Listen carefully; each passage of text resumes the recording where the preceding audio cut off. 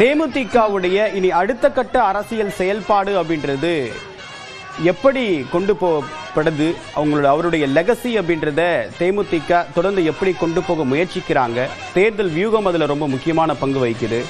இப்போ அவங்களோட நிலைப்பாடு என்ன?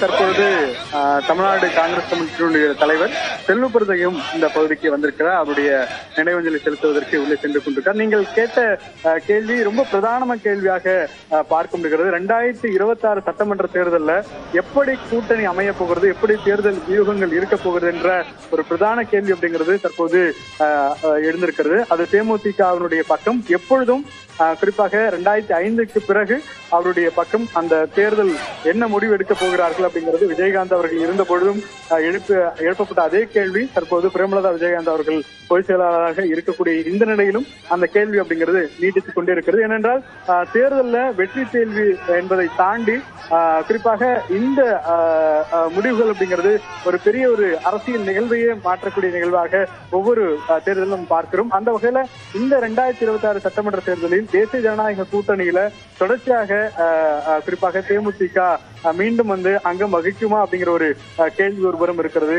குறிப்பாக கடந்த முறை குறிப்பாக பியூஷ் கோயல் அவர்களும் அதே போல அதிமுகவினுடைய பொதுச் செயலாளர் எடப்பாடி பழனிசாமி அவர்களும் நடத்திய அந்த ஆலோசனைக்கு பிறகு வெளியான ஒரு தகவல் என்பது குறிப்பாக தேமுதிகவிற்கு குறைந்த அளவிலான இடம் ஒதுக்கப்படும் என்ற தகவல் அறிந்த பிறகு பிரேமலதா விஜயகாந்த் அவனுடைய கருத்து அப்படிங்கிறது ரொம்ப ஆழமான கருத்தாக பார்க்க முடிந்தது. குறிப்பாக தேமுதிகவினுடைய தொண்டர்களை பாதிக்கக்கூடிய வகையில இந்த செய்திகள் அப்படிங்கிறது என்பதாக அதை யார் வெளியிட்டார்களோ அந்த கட்சிக்கு அழிவு காலம் என்றெல்லாம் அவர் கடுமையான ஒரு வார்த்தைகளை பிரயோகித்திருந்தார். இந்த நிலையில தான் 2026 சட்டமன்ற தேர்தலில் குறிப்பாக இதுவரைக்கும் நடைபெறாத ஒரு நிகழ்வு அப்படிங்கிறது திமுகவுடன் அவர்கள் பல முறை கூட்டணிக்கு கலைஞர் அவர்களும் அதே போல பல முயற்சிகள் நடந்த போதும் கூட அவர் செல்லாத நிலையில இந்த சட்டமன்ற தேர்தலில் என்ன நிலைப்பாடு எடுக்க போகிறார்கள் அப்படிங்கிறது குறித்து வருகின்ற மாநாட்டில் ஜனவரி 9ஆம் தேதி தேமுதிக சார்பில் மாநாடானது அறிவிக்கப்பட்டிருக்கிறது.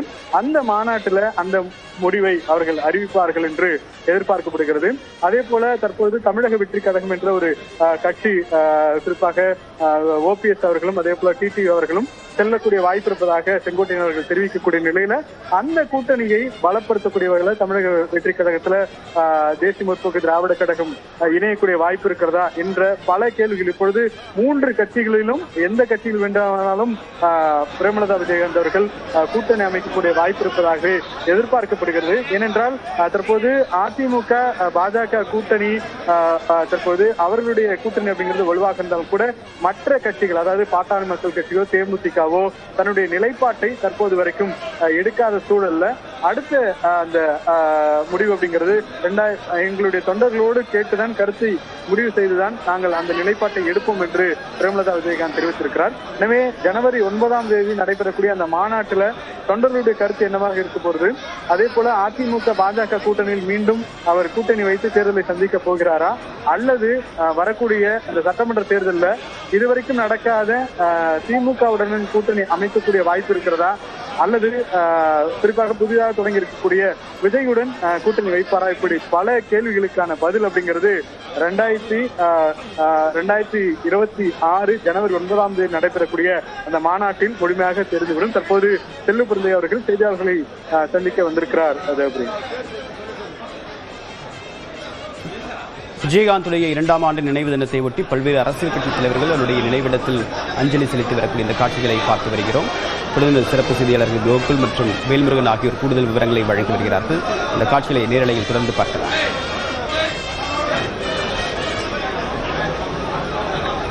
தமிழ்நாட்டு மக்களால் அன்போடு அழைக்கும் கேப்டன் என்ற ஒரு ஆளுமை இன்று நம்மோடு இல்லை என்றாலும் அவருடைய அரசியல் பணிகள், மக்கள் நலப்பணி, அவருடைய அர்ப்பணிப்பு அனைத்தும் தமிழ்நாட்டு மக்கள் மனதில் என்றென்றும் நினைவு அலைகளாக நிறைந்திருக்கின்றன. ஒரு தூய்மையான மனிதர், அரசியலில் எப்படி இருக்க வேண்டும் என்று எல்லோருக்கும் ஒரு வழிகாட்டியாக இருப்பவர். நான் 2006 சட்டமன்ற உறுப்பினராக இருக்கும் பொழுது அவருடைய பக்கத்தில் உட்கார்ந்து அவருடைய பல அரசியல்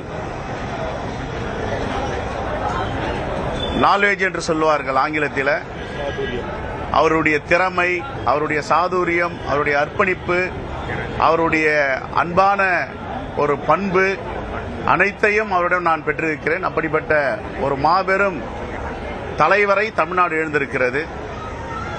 ஆகவே தமிழ்நாட்டு மக்களுக்காக தன்னை அர்ப்பணித்த கேப்டன் அவருடைய கட்சி இன்று தமிழ்நாட்டு மக்களுக்காக அருமை அன்னியார் பிரேமலதா விஜயகாந்த் அவர்கள் அதை தொடர்ந்து பணியாற்றி வருகிறார். அவருடைய இளவல்களும் அதை தொடர்ந்து பணியாற்றி வருகிறார்கள். அவருடைய பணி சிறக்க வாழ்த்துக்கள். என்றென்றும் தமிழ்நாட்டு மக்களுடைய மனதில் கேப்டன் விஜயகாந்த் என்பவரை அகற்ற முடியாது. அவர் நடிகராக இருக்கும் பொழுதும் சரி, கதாநாயகனாக இருக்கும் பொழுதும் சரி, அரசியலுக்கு வரும்பொழுதும் சரி, மக்களை சார்ந்திருந்தார். எல்லோரும் எளிதாக அவரை நாட முடியும், சந்திக்க முடியும். மக்களோடு மக்களாக களத்தில் இறப்பார். ஏதாவது போராட்டம் என்றால் வேட்டியை மடித்துக் கொண்டு மக்களோடு சென்று விடுவார். பார்க்க முடியாத ஒரு நடிகராகவோ பழக முடியாத ஒரு கதாநாயகனாகவோ அவர் இருந்ததில்லை. அப்படிப்பட்ட ஒரு பண்பாளரை தமிழ்நாடு எழுந்திருக்கிறது. அவருடைய நினைவேந்தலில் கலந்து கொண்டு அவருக்கு காங்கிரஸ் பேரியக்கத்தின் சார்பாக மலர் அஞ்சலியை செலுத்தியிருக்கிறோம்.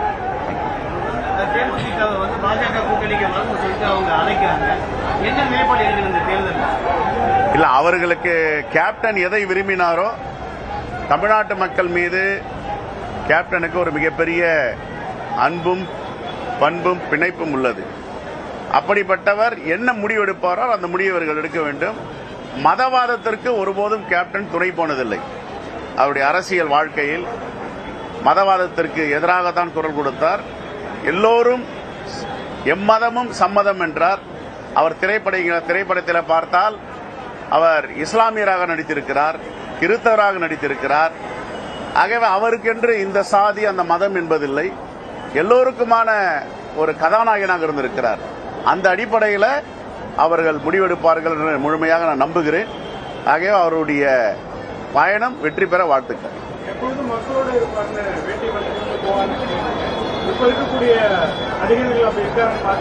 நான் அதுக்குள்ள ஏன் போறீங்க? அது அரசியலாக்க விரும்பல. கேப்டனுடைய பண்பை சொன்னேன்.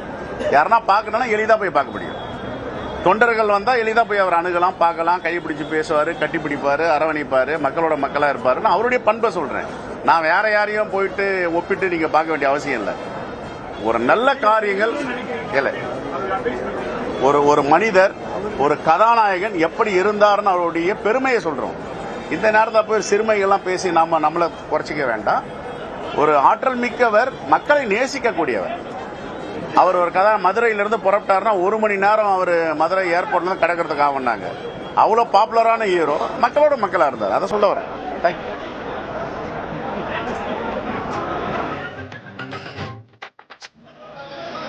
காங்கிரஸ் கமிட்டியின் தலைவர் செல்வ பெருந்தகை பேசிய நிலையில் பார்த்தோம்.